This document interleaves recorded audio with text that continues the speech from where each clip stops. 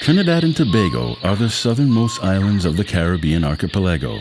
The picturesque Twin Island Republic, with land areas of only 4,823 square kilometers in Trinidad and 300 square kilometers in Tobago, abounds with many diverse species of flora and fauna. This includes various types of wetlands, such as the Mangrove Forest.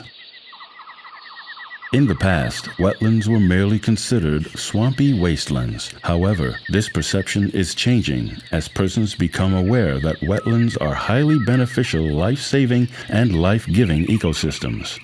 The Institute of Marine Affairs, IMA, works hand-in-hand with Point Lisa's Nitrogen Limited, PLNL, to preserve one of our mangrove forests for generations to come.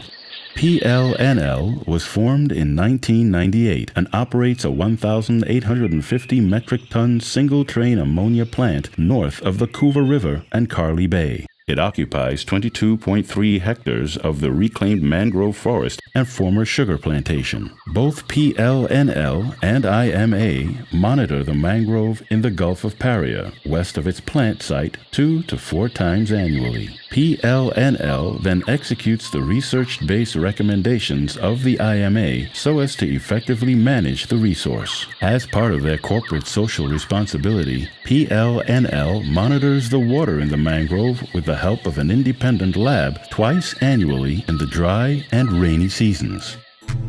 The company performs a 24-hour online analysis to ensure that consistent pH, temperatures, and flow are maintained, and harmful chemical residues are avoided.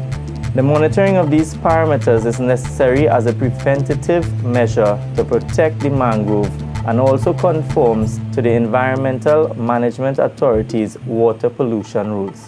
The following tests are done: chemical oxygen demand, total suspended solids, total dissolved solids, total nitrogen, oil, and grease. PLNL also installed bins for the crab catchers in order to prevent solid waste disposal. The company's staff assists by engaging in garbage cleanup drives. Wetlands can be broadly categorized into 3 groups. Emergent wetlands, consisting of marshes, riverine systems, swamp forests, mangrove, and palm forests. The largest mangrove swamp is the Carony Swamp, which occupies 5,263 hectares of land. Submerged coastal wetlands or near-shore marine wetlands, consisting of seagrass beds and coral reefs, for example, Tobago's Bucco Reef. Man-made wetlands, which comprise dams, rice fields, aquaculture, and sewage ponds, for example, the Navet Dam. One of the most fascinating and useful types of wetlands is the mangrove swamp. Let's take a closer look and learn why it is so important to monitor and protect this precious ecosystem. Mangrove swamps occur between low and high tide, where plants and animals have adapted to living in brackish or saline environments.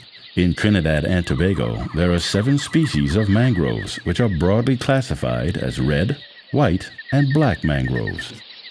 These woody trees have unique, specially designed aerial salt-filtering roots and salt-excreting leaves that allow for survival in coastal regions like no other plant life can.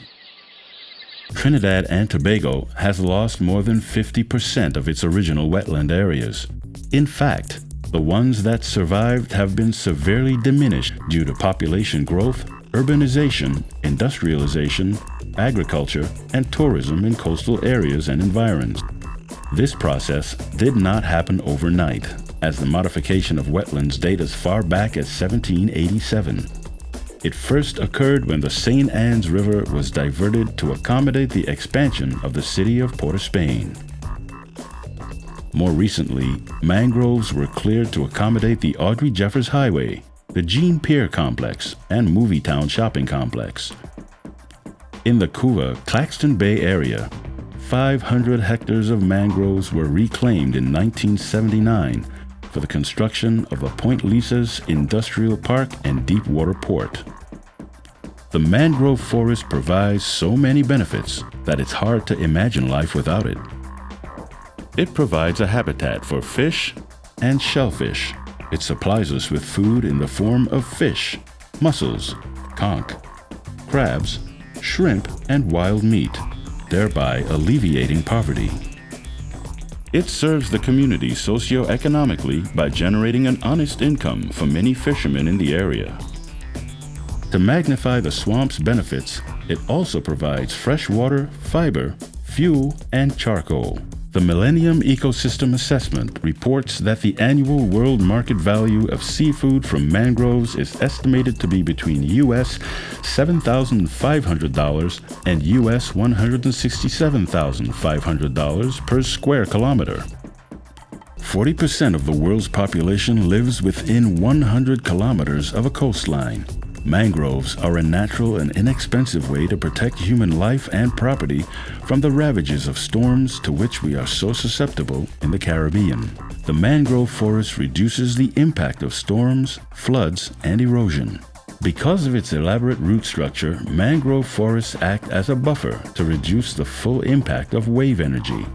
They also act as windbreaks on the coast.